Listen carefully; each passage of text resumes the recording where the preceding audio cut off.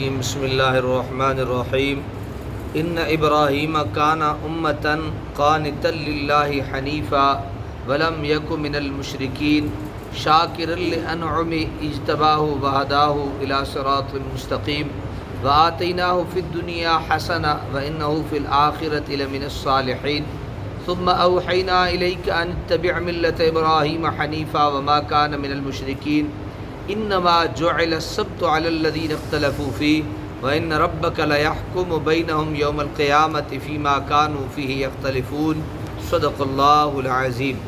آیت نمبر 119 سے لے کر آیت نمبر 124 تک سورہ نحل ہے اور 14واں سپارہ ہم سماعت کریں گے۔ ان ابراہیم کان امۃ قانتا للہ حنیفا، بلا شبہ ابراہیم ایک مرد کامل تھے، اللہ تعالیٰ کے مطیع تھے اور یکسوئی سے حق کی طرف مائل تھے۔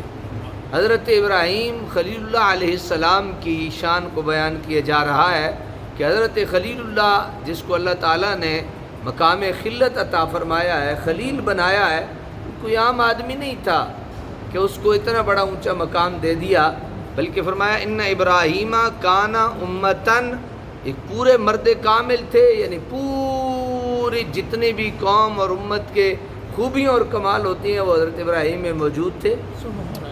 قانتا للہ، اللہ تعالیٰ کے ہاں وہ مطیع تھے، اللہ تعالیٰ کے فرما بردار تھے۔ حنیفہ، اور یہ نہیں کہ کبھی آیا اور کبھی نہ آیا، یکسوئی کے ساتھ حق کی طرف مائل تھے، یعنی بڑی ان میں استقامت اور یکسوئی تھی۔ ولم یکن من المشرکین، اور بالکل مشرکوں میں سے تو تھے ہی، کوئی شرک اصغر اور شرک اکبر ان میں پایا جاتا نہیں تھا۔ شاکر لانعمہ، ابھی بات ختم نہیں ہوئی، یعنی ان کے فضائل ختم نہیں ہوئے۔ وہ شاکر لانعمہ، وہ ہر لمحہ شکر گزار تھے اللہ تعالیٰ کی پہم نعمتوں کے، اللہ تعالیٰ جو انہیں نعمتیں دیتا تھا اس کے وہ ہر وقت شکر گزار رہتے تھے۔ اجتباہ ہو، اللہ تعالیٰ نے انہیں چن لیا تھا، وہداہ ہو، انہیں ہدایت فرمائی تھی، الی صراط مستقیم، سیدھے راستے۔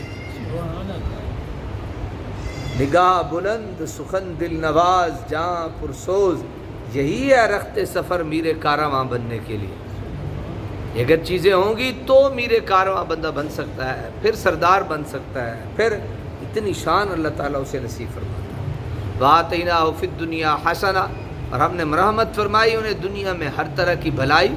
وَإِنَّهُ فِي الْآخِرَةِ لَمِنَ الصَّالِحِينَ، اور وہ آخرت میں نیک لوگوں میں سے ہوں۔